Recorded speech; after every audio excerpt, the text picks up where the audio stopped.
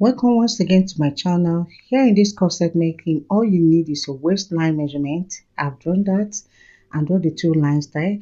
Then here at the center, I have to input my waist measurement divided by 2 plus 5 inches seam allowance. For each panel, we have to input half an inch there. Of course, I'll divide it into two for me to draw out the center line there. This is center front line side and center back side. At this center line I've drawn, I have to go inward by 1 inch. Why? I needed at the center front, I needed to divide it into 3 equal parts. Then at the center back it will be 2 equal parts. Here I'm trying to improve the height that I need for it. It's 10 inches for the center front. Here in the center back is 8 inches.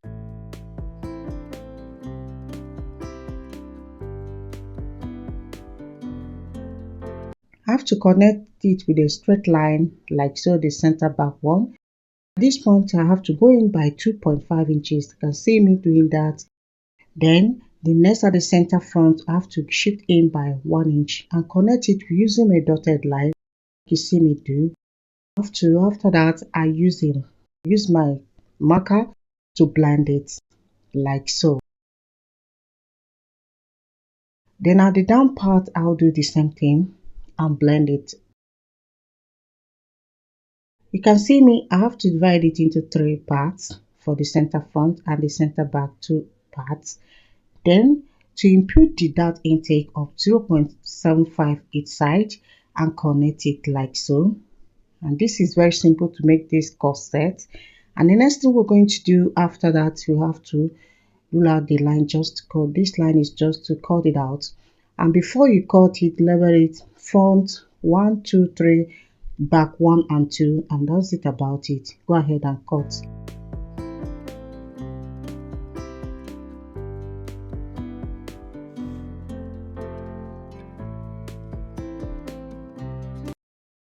And after cutting that, go ahead and cut it 10 pieces of it. Here is the velvet for the cutting. And here's the ashioke fabric we are using for the base, and the raging bone. Here is the TV wire I'm gonna use for the surface cutting.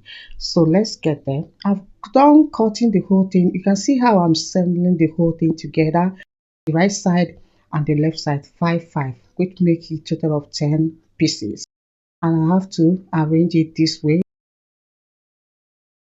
I've gone ahead and pin it with pin. Gather all of them. And here you can see how it is. Go ahead and sew that. I've done the second part of it. I use the same fabric for the ashioke fabric for my lining. I don't need to add any interface to it to make it thick.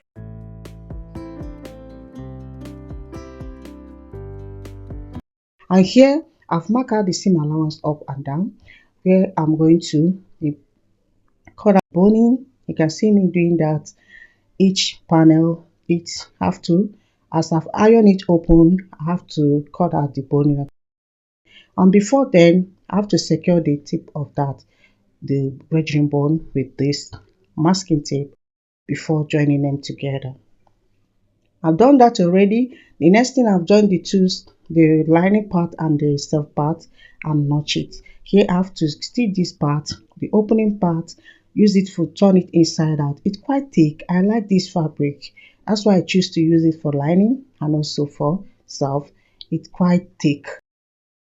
So I have to measure it. 9 inches is what they want from my height. Use this opening part and add my loops there. You can see that.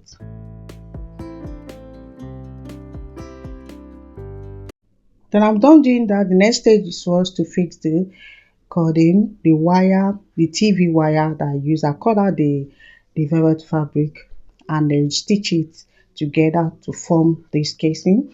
I'm sticking my TV wire there. Before they seal stitch the upper base with needle and thread and cut out the length you needed for it. Go ahead and use needle and thread and stitch that before the shape. I want it to be a circle shape. This is how I do that. It's very simple. And the next thing you're going to do is just to lay it on your corset and start stitching that with needle and thread. our surface cording technique. Everything is ready.